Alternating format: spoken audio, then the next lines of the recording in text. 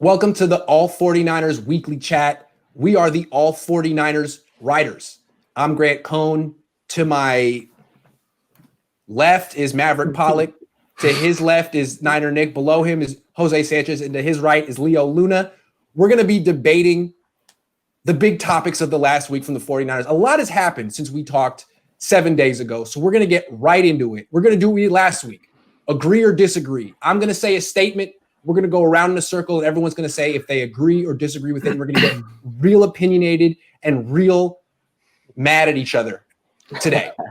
Starting off with George Kittle, who did not opt out of the season as Mike Silver speculated he might. So now that we know George Kittle is in, the statement I want you to agree or disagree with is that George Kittle will sign an extension before the regular season starts. Leo, why don't you start us off? This is tough because each day that goes by, that doubt creeps in. I've been saying that he's going to get it last week, that he's going to get it before the season starts. I don't want to switch it up on a weekly basis. I'm going to stick on that. Kyle Shanahan seems to be confident. He says it's going to happen sooner or later.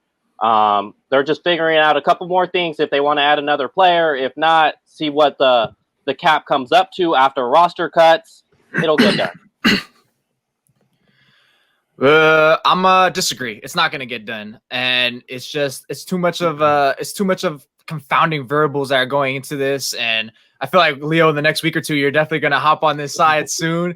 And personally, I don't care what kind of Shanahan said. Oh, I'm not worried about it. Of course, he's going to say that. Yeah. What are they going to say? Like, hey, I'm worried that this is not going to get done. Like, who's ever said that? It's always window dressing with that stuff. So I'm just going to stick on the side that his contract is so complicated because of the cap. I'm going to keep hammering that point. Of course, they want to sign him. He's the clear-cut best player on the team, the one that keeps the train from derailing.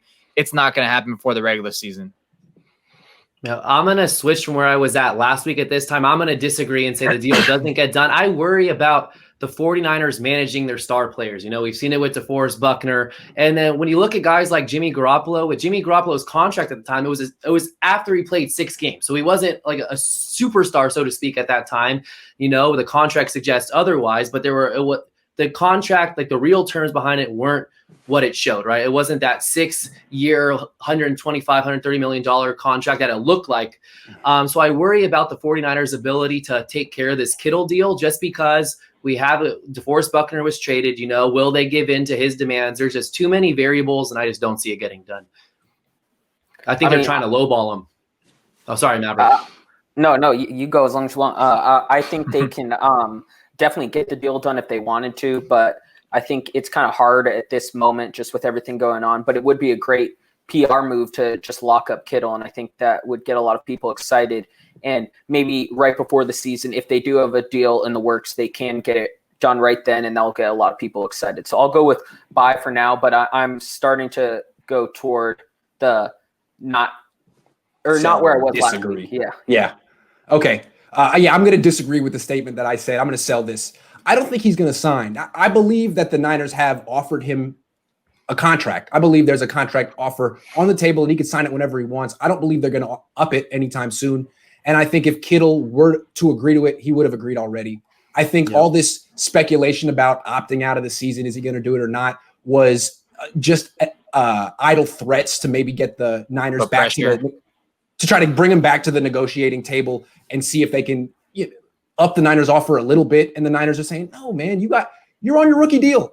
You got to finish out your rookie deal. And then we can negotiate next year if at that point. But if you want to sign now, if you want some financial security now, take our offer. I think that's how they're handling it. So Kittle could capitulate, but I think that would be a really bad look by his agent.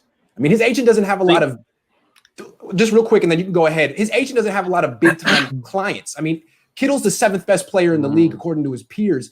If Jack Becta accepts like a contract that makes him like the 100th highest paid player in the league or something like 12, 13 million, he's never going to get a high profile player to hire him again. So this is a big moment for Becta as well. Leo, what were you going to say? The 49ers in Prague, they love fluctuating the cap numbers, whether it's backloaded, front-loaded, whatever it may be. And this is where I could see it getting done. Since the cap does drop down to 175 next season, after roster cuts, they could have upwards to 19, 17, 18 million dollars.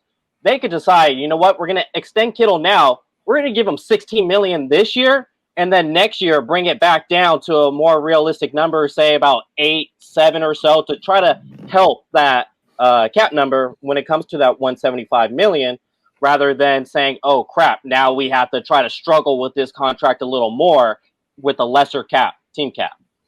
Yep. And Okay. I'm gonna piggyback off of Leo. You know, when we see the contracts like Quan Alexander and Weston Richburg, they look so much bigger than they actually are.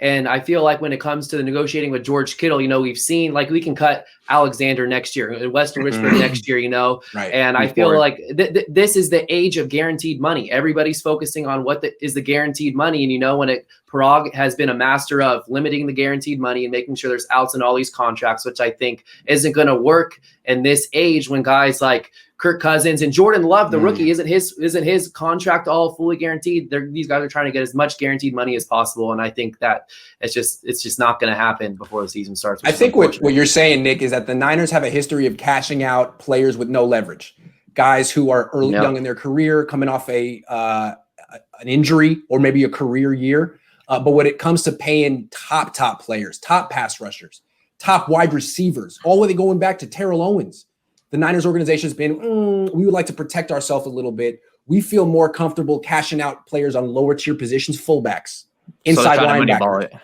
Yeah, they are a little bit of money ball with deeper pockets. So I think that's a good call, Niner Nick.